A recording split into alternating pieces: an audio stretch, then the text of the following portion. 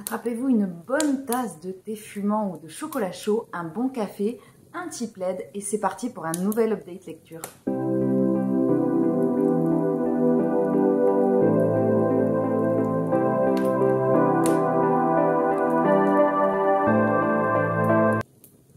Alors aujourd'hui, je vais vous présenter mes lectures que j'ai pu effectuer ces derniers temps. J'ai changé un petit peu de cadre parce que j'avais envie de vous proposer un décor livresque et puis j'avais envie, je trouvais que ça s'y prêtait bien.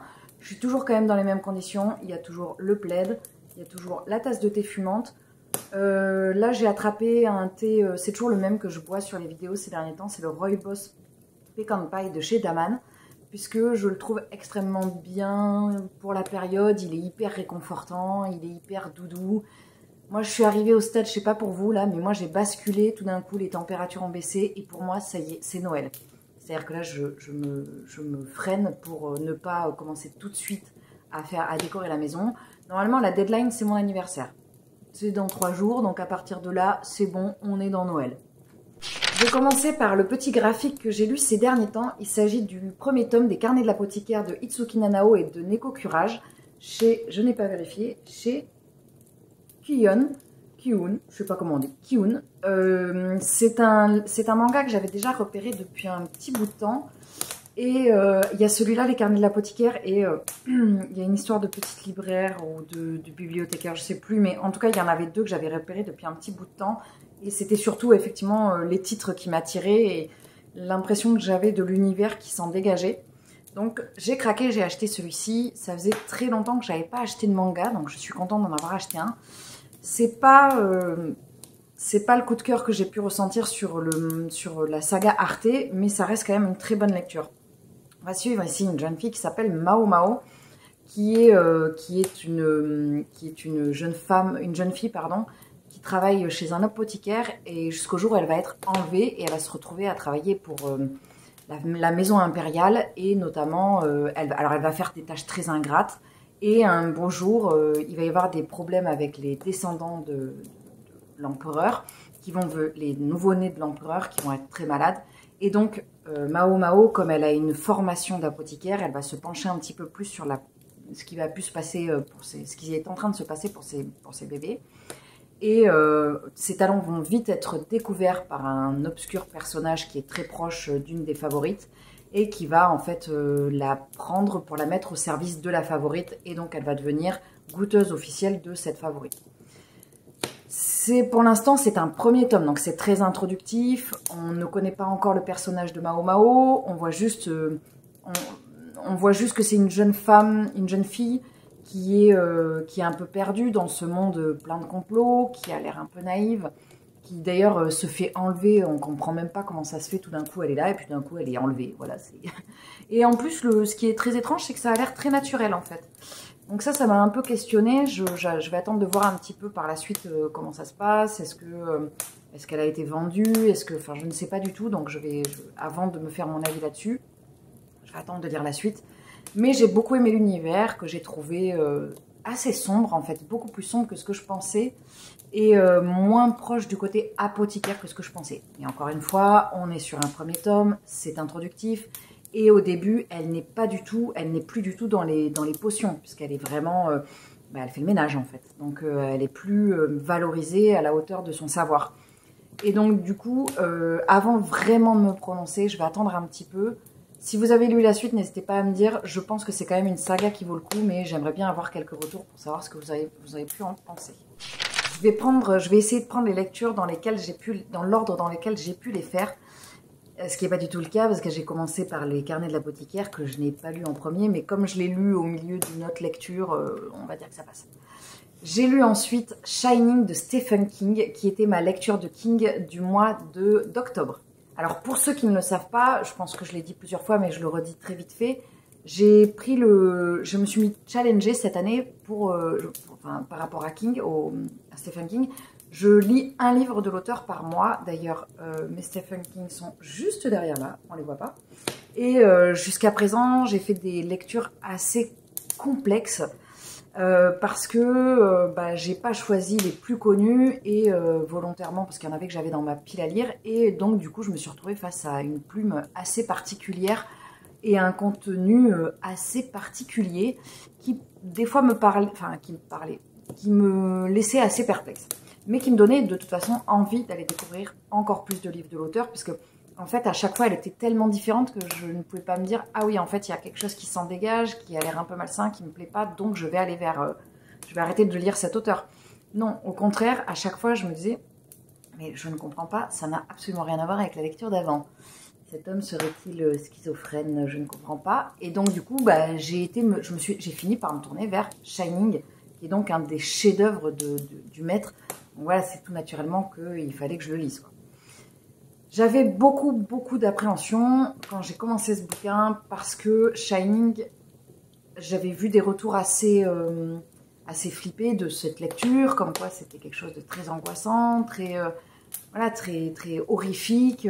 Moi, je sais que j'ai vu beaucoup d'images du film tourné avec, je crois qu'il y a un enfant avec un tricycle, là, c'est hyper stressant. Et donc, du coup, j'avais vraiment une vision genre très stressante de cette lecture. Et ce qui est marrant, c'est qu'en fait, j'avais une vision stressante de cette lecture, mais je ne connaissais pas le sujet, en fait.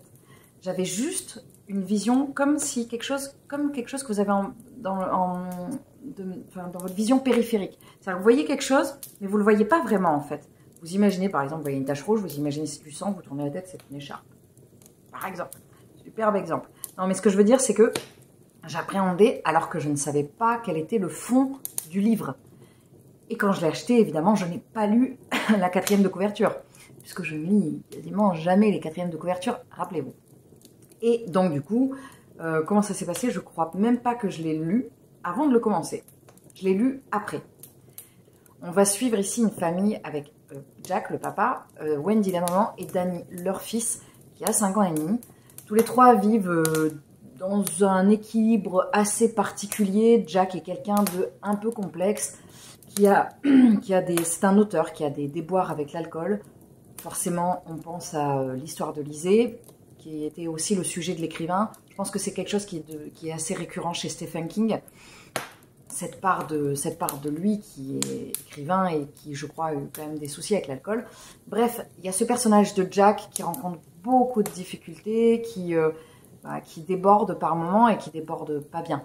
Bon, on déborde jamais très bien, mais qui déborde vraiment pas bien, c'est compliqué.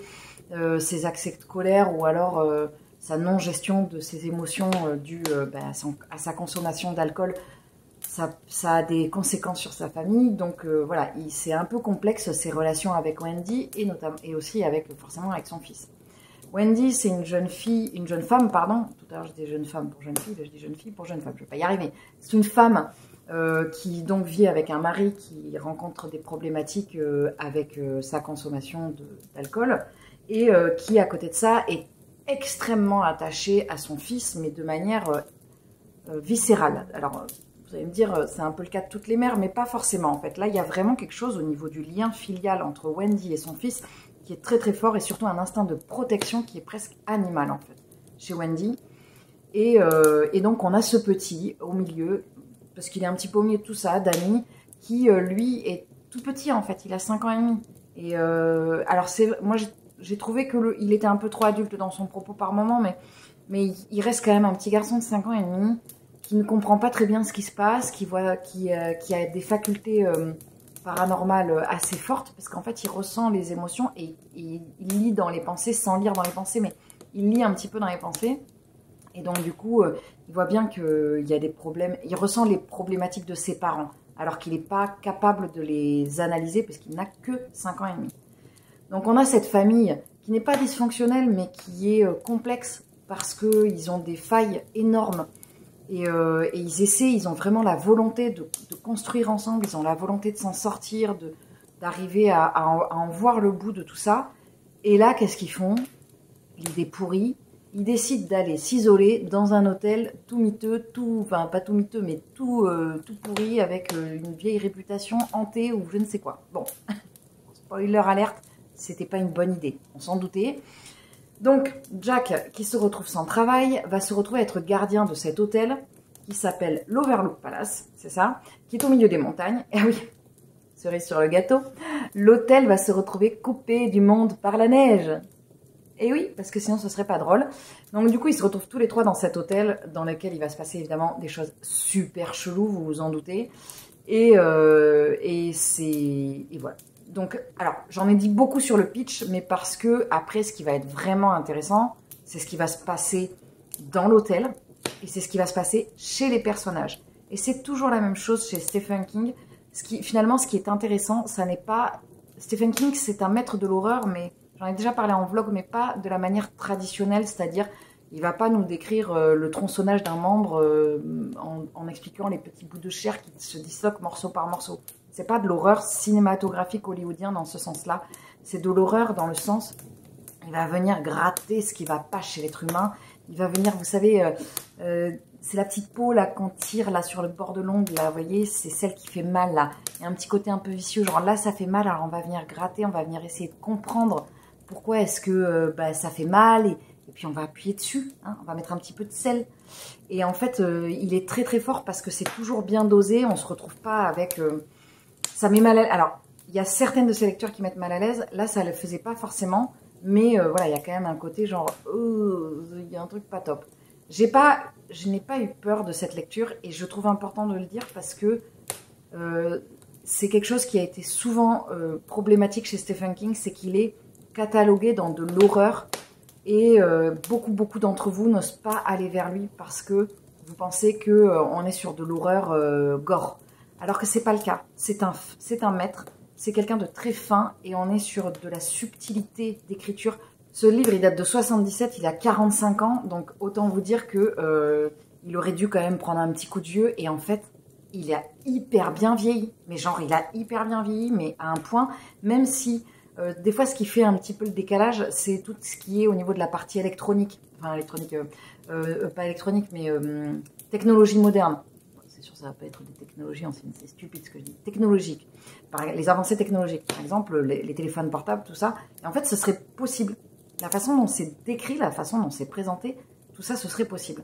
Donc voilà, c'est vraiment hyper bien fait. Je vous invite à aller lire Shining, je vous invite à aller découvrir King. Certaines de ces lectures sont pas forcément faciles parce qu'elles sont trop denses et des fois elles perdent un petit peu le lecteur. C'est pas le cas de celle-ci. Celle-ci, c'est un petit bijou, vraiment, c'est une super lecture. C'est pas un coup de cœur, mais ça reste quand même une très bonne lecture pour moi. Je me fais une petite postée parce que j'arrête pas de parler et en fait, j'ai la gorge complètement desséchée. La lecture suivante n'était pas du tout prévue pour ceux qui m'ont suivi en vlog. Effectivement, j'avais prévu de lire autre chose, mais il s'est trouvé qu'en fait, j'ai écouté une musique qui m'a conditionné à me tourner vers cette lecture. J'ai lu ensuite le deuxième tome de cette trilogie autour des araignées d'Ezekiel Boone, qui est Infestation. Le premier tome étant Éclosion, le deuxième Infestation et le troisième Destruction. Je remercie encore Claire d'avoir parlé de ce livre sur son Instagram, ce qui m'a donné fortement envie de le lire. Je ne peux pas tellement vous en dire, donc cette fois-ci je ne vais pas être desséchée, parce qu'on est sur un deuxième tome. Dans le premier tome, on avait une infestation d'araignées et on suivait une ribambelle de personnages sur comment est-ce que ça se passe. On les suit en Inde, on les suit aux États-Unis, on les suit dans différents pays et à différentes catégories sociales. Il y avait du militaire, il y avait du scientifique, il y avait du parent, enfin, il y a plein de personnes avec des statuts différents. Et c'était hyper intéressant de voir comment l'infestation d'araignées venait toucher les catégories sociales de manière différente. Il y en a que ça touche pas, il y en a que ça touche très vite, et il y en a, il y en a qui se sentent concernés, il y en a pas du tout, il y en a... Alors après, on commence à toucher un tout petit peu du doigt ce qu'il y a dans le posta d'habitude. C'est le côté, qu'est-ce que ça va générer? Et ça, c'est hyper intéressant chez l'être humain.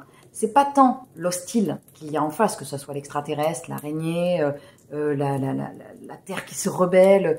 C'est comment l'être humain va réagir suite à cette apocalypse, en fait. Est-ce que l'être humain va se tourner vers l'autre, se refermer sur lui, devenir encore plus individualiste ou au contraire venir vraiment être en soutien à sa communauté? C'est hyper intéressant. C'est pas tellement développé, là on est vraiment sur cette trilogie. Enfin, pour l'instant j'ai lu les 2 premiers tomes, j'ai pas lu le 3e, que je n'ai pas dans ma palle. on est vraiment sur l'action, sur qu'est-ce qui se passe au niveau des personnages, comment ils le vivent. Là, on est à 1000 à l'heure. Hein. Ce qui est hyper intéressant, par contre, c'est qu'on a une femme présidente des États-Unis et il y a plein de choses qui sont soulevées, mine de rien, par Ezekiel Boone par rapport au sexisme qu'il peut y avoir face au fait que ça soit une femme. Alors, c'est pas grand-chose, mais c'est hyper important parce que le fait de le soulever, mine de rien, comme ça, dans un bouquin, ça fait réfléchir et effectivement, il y a des problématiques qu'on n'aurait pas posées forcément si ça avait été des questions qu'on ne se serait pas posées si ça avait été un homme et qu'on se pose parce que c'est une femme qui se retrouve au pouvoir. Donc, ça a été vraiment le point super positif de cette lecture.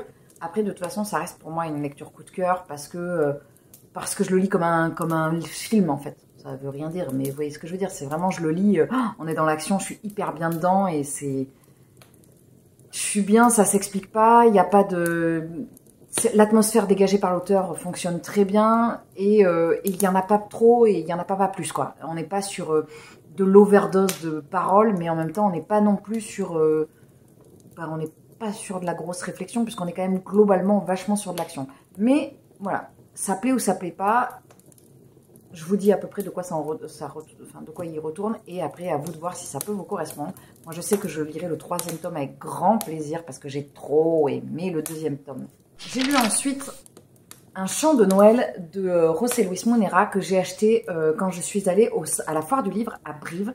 Donc c'est un exemplaire qui est dédicacé. Je vous ai montré la dédicace en vlog. Je vais essayer de vous la montrer là, mais comme elle est dédicacée, voilà. Je vous mets pas juste l'écriture parce qu'elle n'est pas qu'en mon nom. Et alors ça a été magnifique, hein, de le voir faire ça sur place, ça a été magnifique. Je voulais absolument acheter une BD sur la foire du livre parce qu'il y avait des dessinateurs et que je trouvais ça hyper intéressant d'avoir une dédicace faite, mais je voulais pas acheter pour acheter. Donc j'ai feuilleté un petit peu, j'ai regardé et du coup celle-ci c'est celle où il y avait vraiment les dessins qui me plaisaient le plus.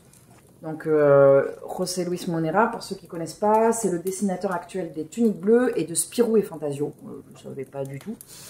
Et ça, c'est le dernier livre qu'il a sorti, qui est donc sorti avant-hier pour vous, pour moi, parce que pour vous, ça ne sortira pas en même temps. Je ne sais pas d'ailleurs quand est-ce que sort cette date. On va suivre ici, en fait, c'est l'histoire du conte de Dickens, donc une histoire de fantôme. D'ailleurs, je ne sais pas si le conte de Dickens s'appelle Une histoire de fantôme, je pense qu'il s'appelle Un chant de Noël, le conte de Dickens. C'est l'histoire de Scrooge qui va se faire visiter par le fantôme, qui est un personnage extrêmement radin. Pour ceux qui ont vu les aventures de Picsou, Picsou le faisait très bien. Il y a un petit court-métrage là-dessus, un petit dessin animé. Donc Scrooge va être visité par les fantômes, l'esprit des Noëls passés, l'esprit des Noëls présents et l'esprit des Noëls futurs, pour essayer de le faire un petit peu bouger dans sa radinitude, ce qui veut rien dire. Alors là, la touche, la patte particulière de José Luis, c'est qu'il va mettre un personnage féminin, puisque Scrooge est joué par Elizabeth Scrooge. Donc là, encore une fois, c'est hyper intéressant parce que on va avoir le traitement du personnage différent parce que c'est une femme. Et notamment, par exemple, à un moment donné, elle dit une femme n'a pas le choix, soit elle est forte et en gros, elle est intraitable et elle est infecte, soit elle est une épouse et elle est docile, en fait, quoi. Et donc, c'est hyper intéressant comment c'est traité. Il y a une grosse part de dénonciation aussi. Ça n'est pas simplement le personnage de Scrooge qui est exécrable. C'est vraiment, on va venir réfléchir un petit peu plus. Et j'ai beaucoup aimé le traitement que l'auteur en a fait, que le dessinateur en a fait. C'est parce que là, clairement, ça ne suit pas le conte de Dickens, puisque le conte de Dickens, c'était un personnage masculin. D'ailleurs, je pense que j'ai le livre de Dickens dans ma palle. D'ailleurs, petite parenthèse Noël, puisqu'il va falloir que Noël arrive. Hein, là, c'est pas possible pour moi. Il faut que ça soit vraiment dans pas longtemps. C'est un besoin vital. Et en fait, je vais rien à voir avec la choucroute. Je vais vous faire une pile à lire de mes lectures prévues pour Noël. Parce que là, j'ai trop envie de vous présenter une pile à lire. Bref. Donc, du coup, j'ai beaucoup aimé cet ouvrage que j'ai trouvé très beau. Alors, il y a une atmosphère de Noël que je trouve vraiment hyper bien présente, hyper bien menée. Ça commence par, de toute façon, la première illustration. Moi, ça m'a tout de suite transportée. Je la trouve très belle. Donc, on est vraiment dans le Noël de Londres, qui sent pas bon, qui est enfumé, qui est sombre, quoi. Et puis où tout le monde a faim, tout le monde meurt de faim, enfin c'est l'horreur. Et avec ce personnage de Scrooge qui est absolument exécrable, mais qu'on comprend progressivement comment elle en est arrivée là. Et à travers les fantômes du passé, on comprend un petit peu plus pourquoi est-ce que cette petite fille, qui était pleine de rêves, est devenue une jeune femme si dure. Donc je ne peux que vous recommander ce graphique que j'ai vraiment énormément aimé. C'est pas un coup de cœur, mais peut-être que si en fait. Et surtout, je pense que je vais le relire au mois de décembre. Parce que je l'ai lu, du coup, je l'ai acheté le vendredi et j'ai rencontré l'auteur le samedi. Et je l'ai dévoré. Le samedi, le vendredi, je l'ai dévoré. Voilà. Donc, un chant de Noël de José Luis Monera. Je vais vous présenter après ma dernière lecture et après ça s'arrêtera là. C'est vrai que je me rends compte que depuis que je m'installe un petit peu plus dans un fauteuil avec mon petit thé, mon petit plaid, en fait, j'arrête pas de parler. Donc du coup, l'update est assez long, mais j'espère que ça vous plaît. Normalement, dans cette vidéo, j'ai pas encore fait le montage, évidemment, parce que je suis en train de la tourner. Je vais essayer de vous mettre un petit fond de musique, mais très léger. D'ailleurs, je ne sais pas si vous avez remarqué, j'ai mis un petit fond sonore de crépitement de feu de cheminée. Pour moi, c'est hyper... c'est très pavlovien, je l'entends et je me sens bien. Donc du coup, je me suis dit que ça pouvait vous mettre dans une ambiance un petit peu cocooning. D'ailleurs, j'avais fait un sondage sur Instagram disant team cocotier ou team cocooning. Bah, en gros, les gens qui me suivent, vous êtes team on aime le plaid, on aime avoir un plaid sur les genoux, un chat qui ronronne à côté, un feu de cheminée et une tasse de thé. Hein. Je pense qu'on est tous d'accord. Hein. J'ai lu ensuite Aquarêve, les étoiles de Manon Fargeton, que j'avais amené à la foire du livre pour le faire dédicacer. Et en fait, d'ailleurs, il est dédicacé. Voilà. Et en fait, je l'ai commencé dans la file d'attente en attendant José Luis Monera. Et je l'ai dévoré. On va suivre ici 5 personnages. Le premier, c'est Armand, qui est professeur de violon au conservatoire et qui donne ses cours de violon. Ça se passe bien, il a sa vie, il élève sa fille seule, Alix. Il a pas forcément, il a même pas envie de reconstruire une vie de couple parce que il a des failles, il a des blessures et toute son énergie et tout ce qui est, il met tout en fait. Toute sa force dans le fait d'accompagner sa fille pour qu'elle grandisse bien, qu'elle se sente bien. Vraiment, c'est sa priorité en fait. Sa fille, c'est sa priorité. Donc, quelque part, il lui met un petit peu de pression, même s'il est très bienveillant, mais voilà, il n'a qu'elle en fait. Il n'y a qu'elle qui compte. Il n'y a rien d'autre qui compte. Alix, de son côté, qui est sa fille, donc, qui fait du théâtre. C'est un peu compliqué parce qu'elle subit, même s'il est très bienveillant, elle subit une forme de pression de la part de son père. Parce que, elle sent bien qu'il ne vit pas sans elle, donc il a qu'elle en fait. Et ça lui pèse un petit peu et elle a une forte envie d'indépendance. Et c'est vrai que se construire, alors elle a peur en fait de blesser son père. Donc du coup, elle essaye de se construire et surtout, elle a des failles parce qu'elle ne comprend pas pourquoi sa mère n'est pas là. Et les failles que ça va venir ouvrir au moment où elle est en train de se construire, ces failles en fait vont venir vraiment s'ouvrir parce que elles étaient déjà là, elles étaient sous-jacentes et en arrivant à l'âge adulte, elles vont venir exploser. On a aussi Titouan qui est un jeune garçon qui vit une forme de phobie scolaire. On ne sait pas trop, alors c'est pas tout à fait une phobie scolaire, il n'y a pas de mots qui sont mis dessus, donc je vais éviter d'en mettre pour ne pas dire de bêtises. Mais Titouan, c'est un garçon qui se retrouve un beau matin à ne plus pouvoir bouger de sa chambre. Et qui se retrouve coincé. Donc, il ne peut plus vivre, il ne peut plus sortir. Voilà, c'est viscéral, c'est comme ça. Et on va suivre ses problématiques, comment ça se passe pour lui, les rencontres qu'il va pouvoir faire. On va suivre Luce, une vieille dame, je crois qu'elle a plus de 80 ans, c'est pas forcément précisé, qui se retrouve seule à la mort de son mari et qui voit plus tellement l'utilité de vivre. Elle est très très seule. Et elle était très très fusionnelle avec son mari et elle est vraiment au bord du gouffre. Là, on sent qu'elle est vraiment pas loin de basculer. Et enfin, on va suivre Gabrielle, qui est une prof de théâtre qui travaille dans le même conservatoire qu'Armand et qui est la prof de théâtre d'Alix et qui, elle, pareil, il y a des failles qui vont venir s'ouvrir au contact des uns et des autres. En fait, globalement, ce livre, c'est ça. Les petites plaies de chacun vont s'ouvrir en réaction au comportement de l'un des protagonistes. Et en fait, il va y avoir une espèce de lien qui va se créer entre tous ces personnages et on va vraiment venir les suivre dans leur questionnement et dans leur évolution. Alors moi, c'est une lecture qui m'a beaucoup touchée parce qu'il y a des problématiques qui sont posées dans ce bouquin qui m'ont beaucoup parlé. Il Il y a des phrases qui m'ont percuté. Il y a eu 2-3 phrases d'ailleurs qu'il faut que je retrouve et que je note parce qu'elles ont été mais vraiment percutantes pour moi. J'ai beaucoup aimé le traitement que Manon Fargeton fait du côté conservatoire parce que c'est très rarement bien expliqué. Dans le sens où, très bête, tout bête, Manon Fargeton parle d'un DEM. Le DEM, c'est le diplôme du conservatoire, le diplôme d'études musicales, c'est le diplôme qu'on obtient à la fin du conservatoire quand on est passé par les cycles supérieurs. Et en fait, personne n'est au courant, tout le monde connaît le bac, mais personne connaît le DEM, à part si on est déjà dedans. Et en fait, ça fait du bien d'entendre, enfin de lire ce genre de choses, ça fait du bien parce que elle connaît vraiment en fait. Alors j'ai discuté un peu avec elle là-dessus et c'est vrai qu'elle connaissait vraiment de l'intérieur et du coup c'est hyper intéressant et j'ai bien aimé cette approche plus technique, même si attention, on n'est pas noyé sous le jargon technique et tout ça, il n'y a pas de souci, mais j'ai bien aimé le fait que ça soit réel en fait.